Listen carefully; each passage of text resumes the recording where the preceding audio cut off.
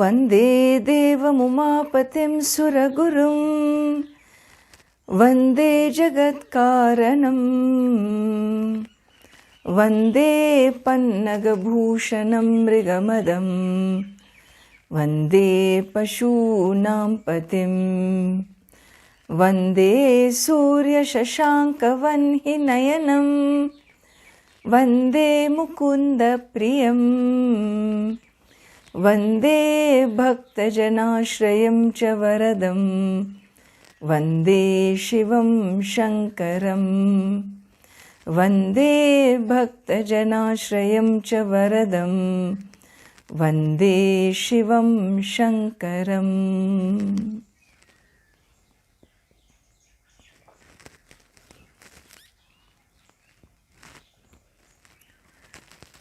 So last couple of days introducing Lingastakam,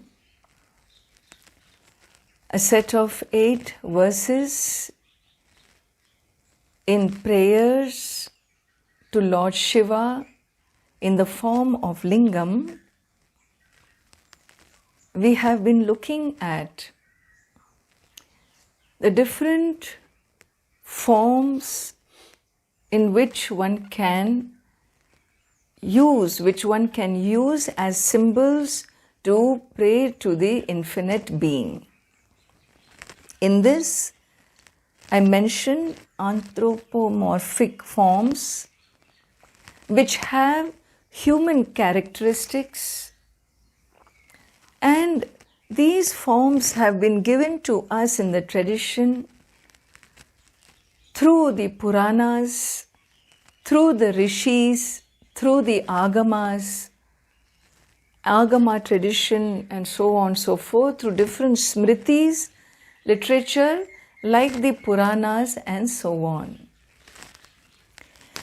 And so in these forms I mentioned that we have the divine as a yoga murti. Whatever be your calling at a given time in your life, when you seek a blessing of the higher altar in that specific journey, then we have an invocation which is very, very specific.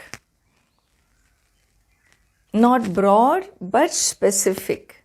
Like we have a broad spectrum antibiotic which works for everything, and then we have specific antibiotic for the gastrointestinal tract, and so on and so forth.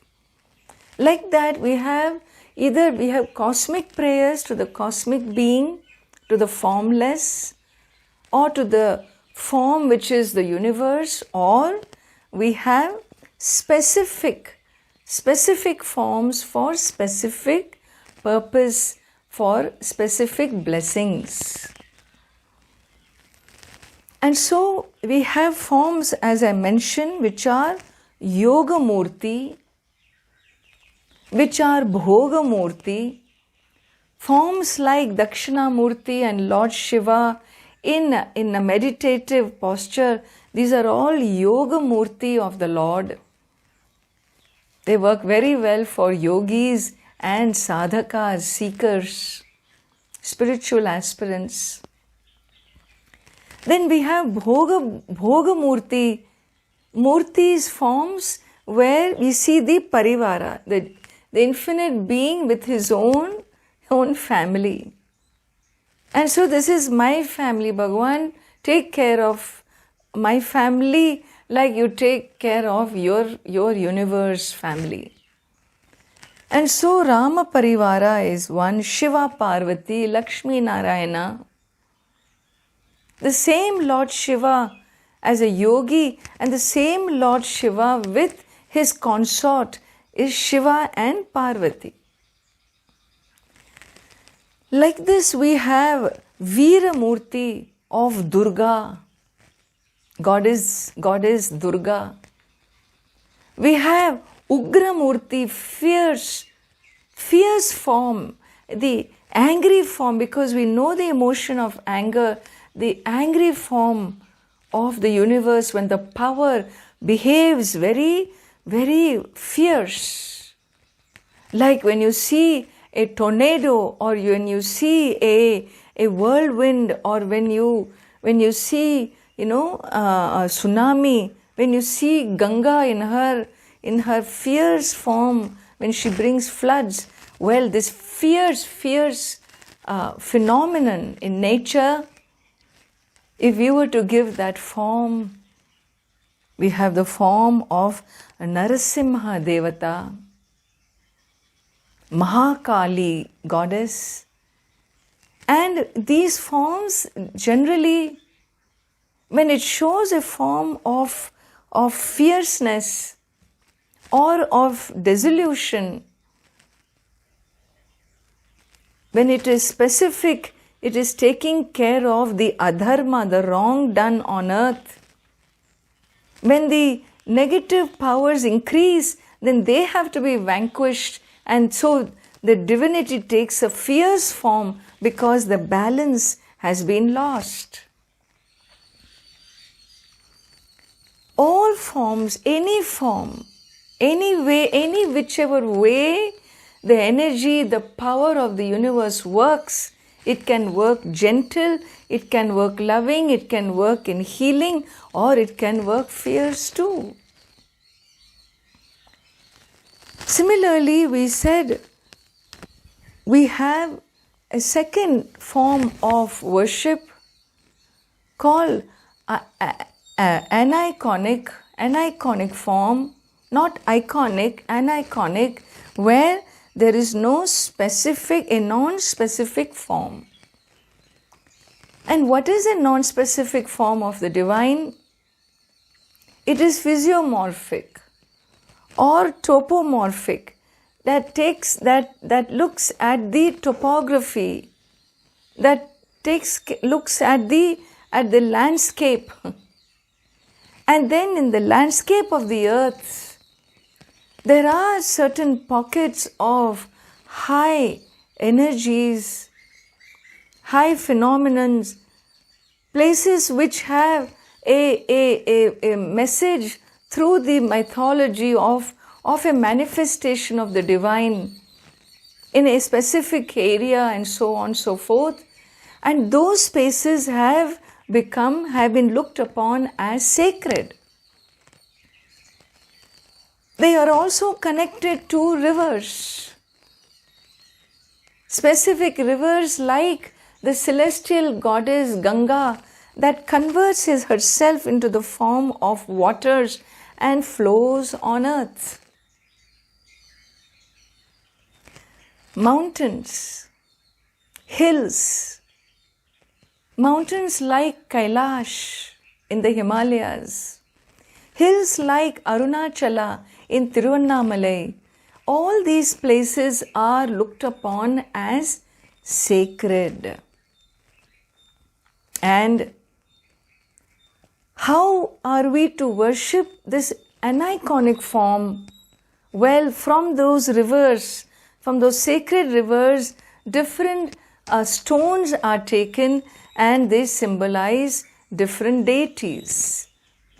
It is said Adi Shankaracharya introduced this form of worship, it is said, where the main deities are all there. The Shaivagama, the Vaishnavagama, the Shaktagama, the Sauragama, the Ganapatya Agama, and of course in this the Kaumara Agama is not there. So these five Agamas, the deities given to us in the 5 Agama literary tradition, which goes back as far back as the Veda, they are represented in these different unique stones. This morning I sent you an image to show you the representation of the 5 stones. And so we have Aditya. Aditya is also worshipped The sun deity is worshipped, and we have it there. It is worshipped via the symbol of a quartz, a crystal, quartz crystal. Sphatika is called Sphatikam, quartz crystal, and these are procured traditionally from near Tanjore in Tamil Nadu. There is a place near Brihadishwar temple. Brihadishwara temple is probably, I'm not too sure, but I think it is the largest Shivalingam. Brihadishwara temple has the largest Shivalingam. I don't know how many feet tall, huge is that Shivalingam. And the temple itself is just an unbelievable temple made of one single stone, one single rock. Huge. It's the I think it is the third largest temple in Tamil Nadu today, standing today. Well, this quartz crystals are procured from there because of this. It's seen near this Brihadishwara temple, this great temple of Lord Shiva. And so Aditya, then Ambika, the goddess, the Shaktagama, Ambika, the deity, the goddess, is also said to be taken. There is a river in Kalahasti in Andhra Pradesh. It's very interesting to know this.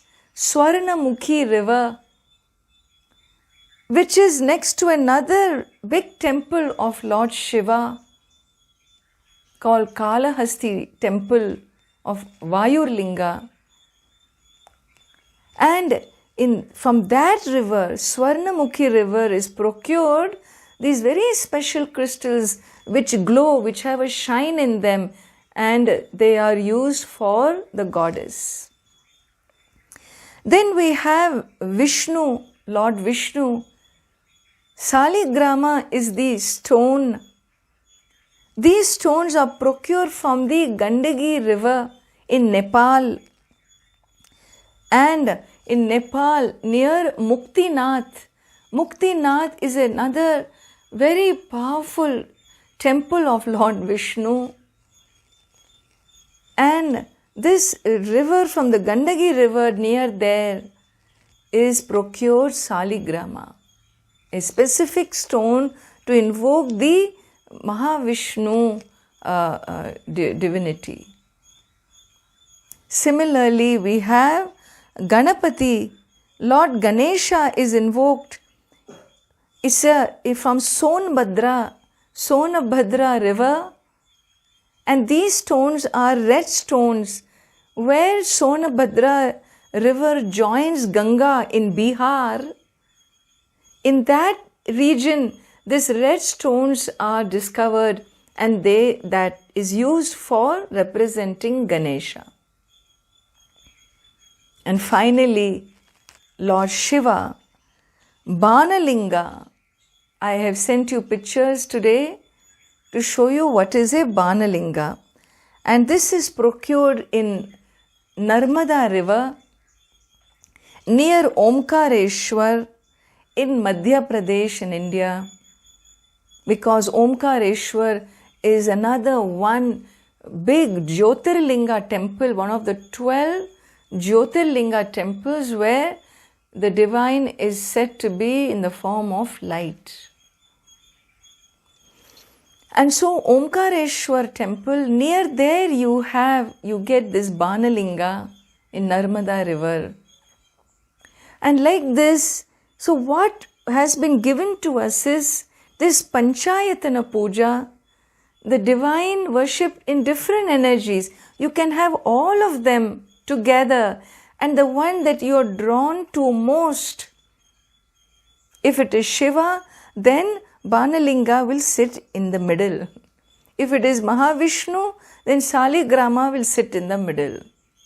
Like this, all the 5 are placed, the 5 forms of stones from the natural world, revering the natural world, revering the creator of this natural world.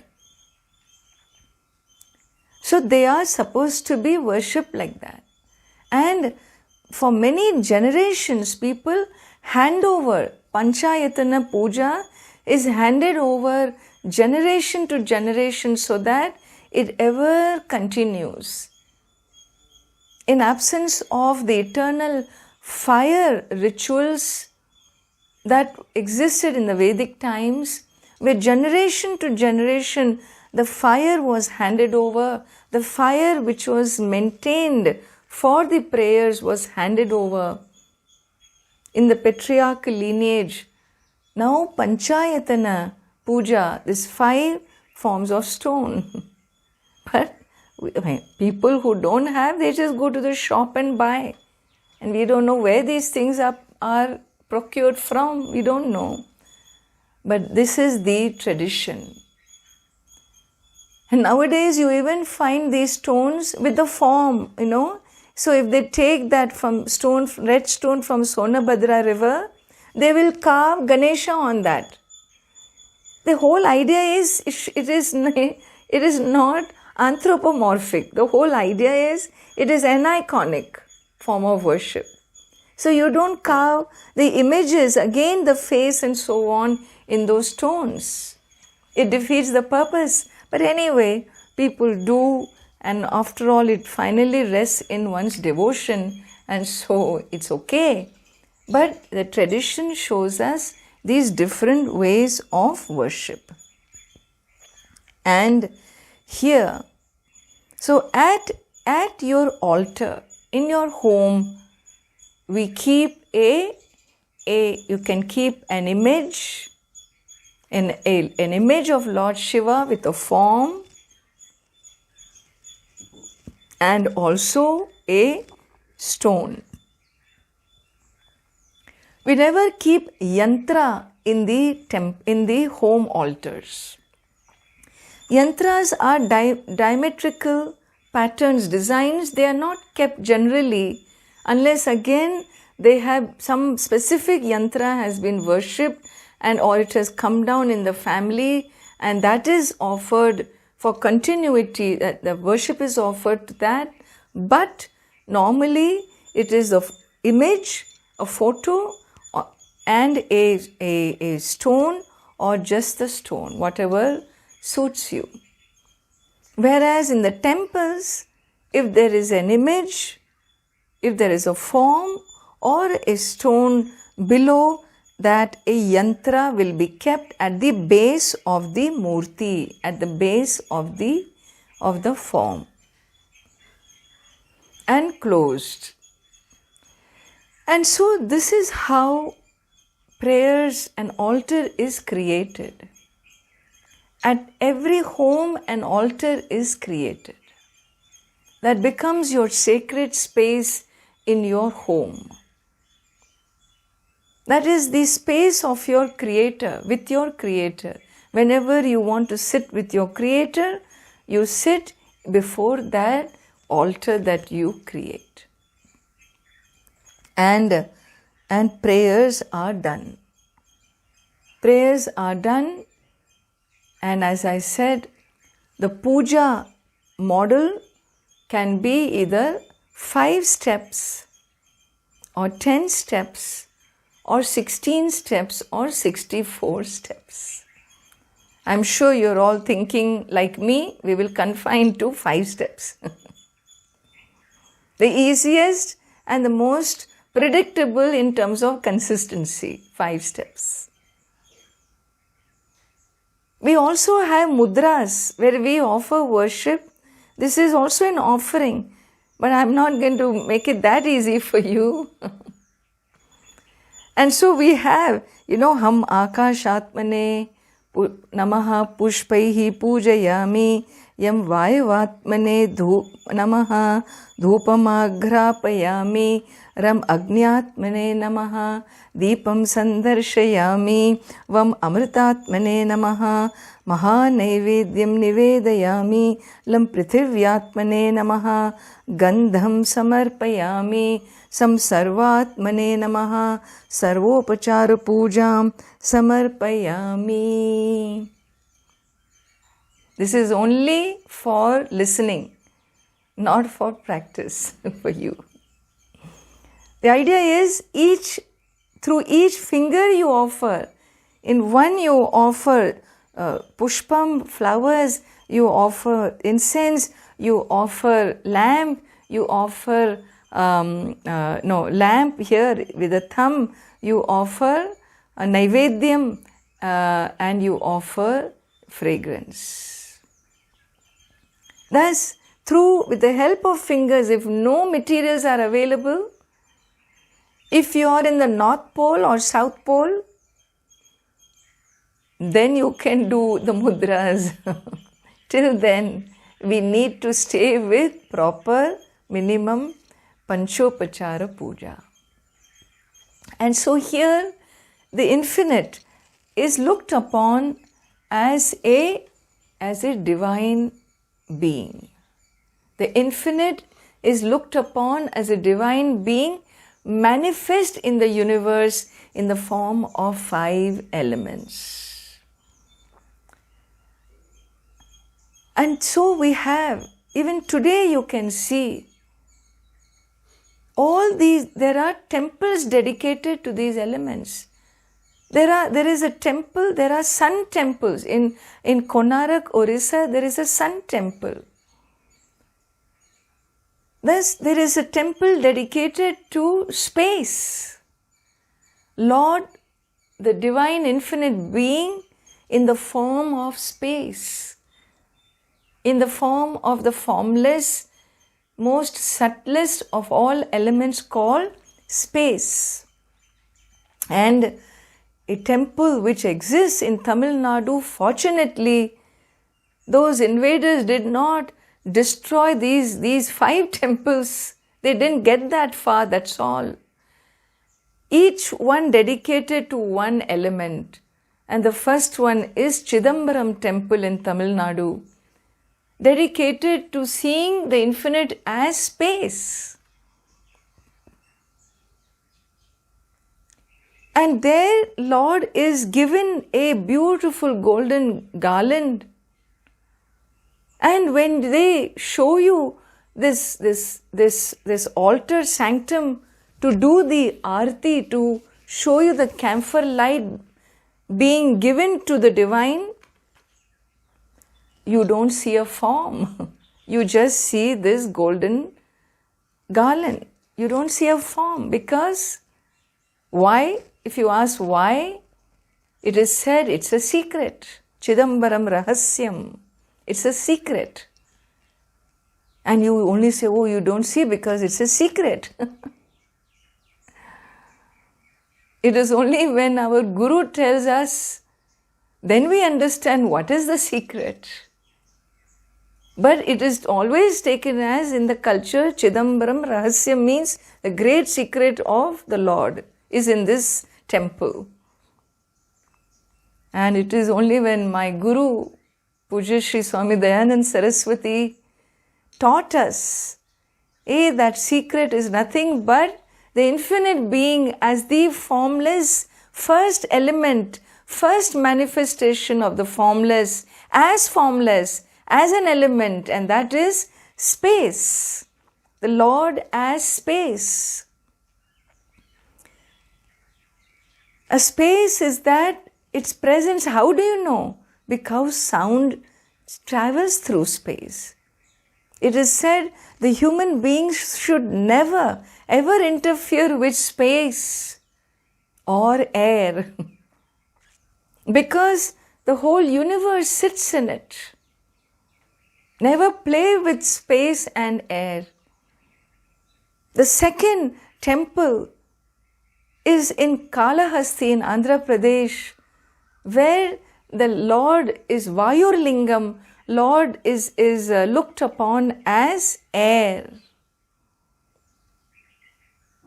Air is considered to be a great element.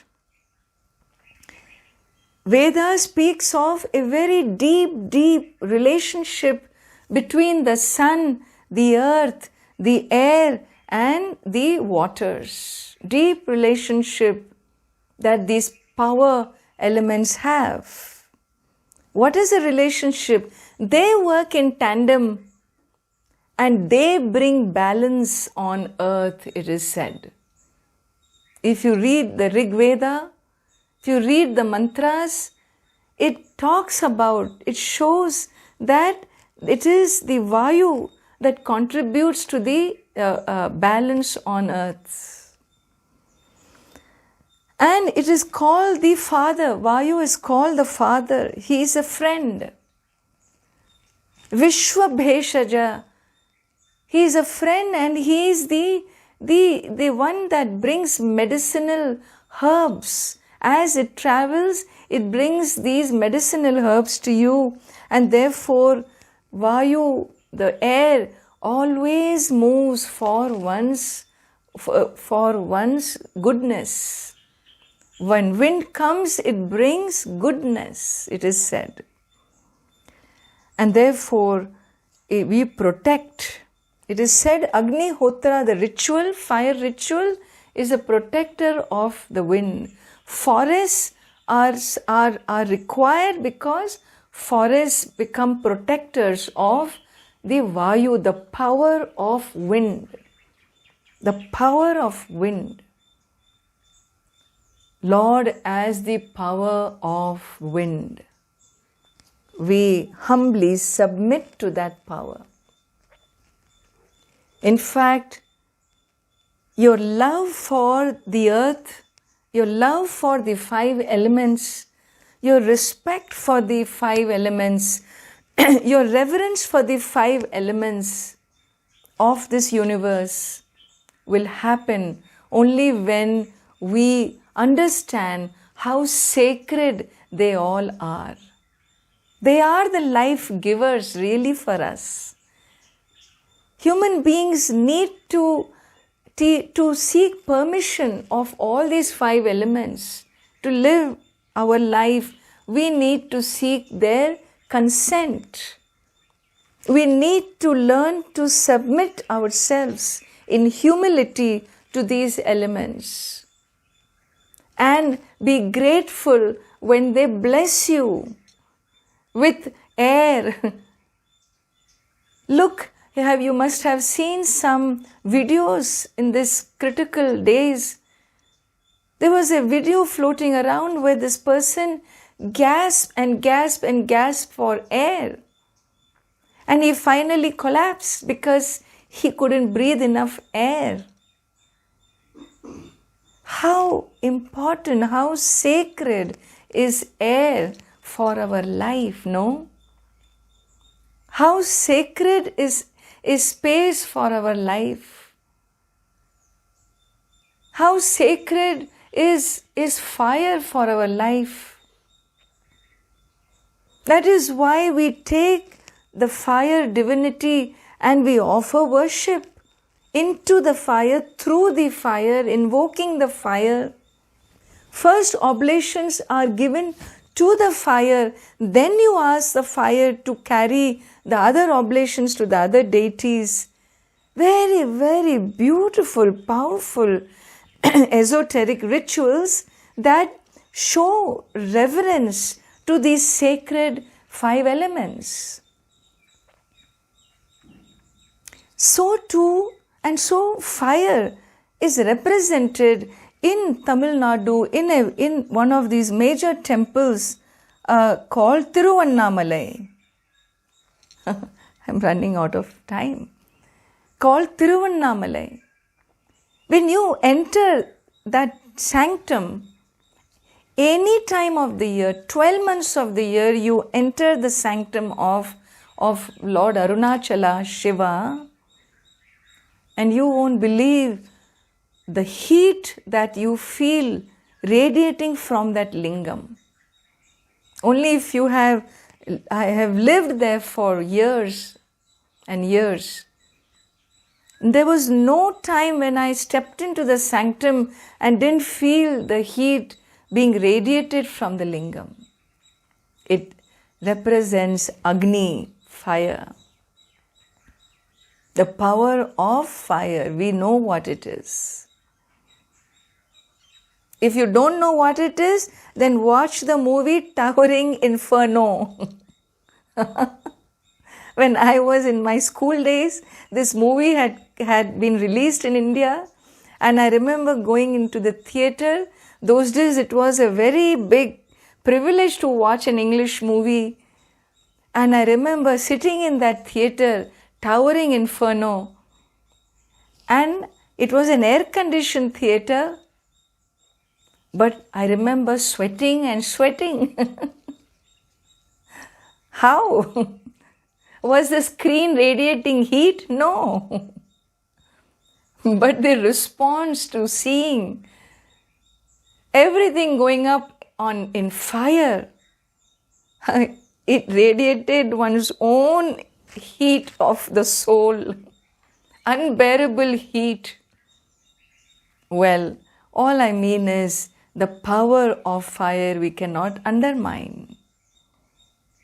We will see tomorrow what is the power of waters and the power of the earth. It is not ordinary power. When you say water, don't think of water from your tap of your kitchen. Waters are right up to the clouds. Interstellar waters in the universe is waters which existed even before the coming of the solar system. And it's a power of the divine being, and which is worshipped in a temple, in the Jambukeshwara temple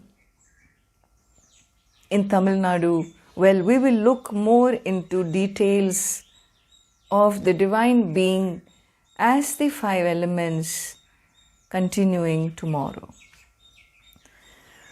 Om Shanti Shanti Shanti.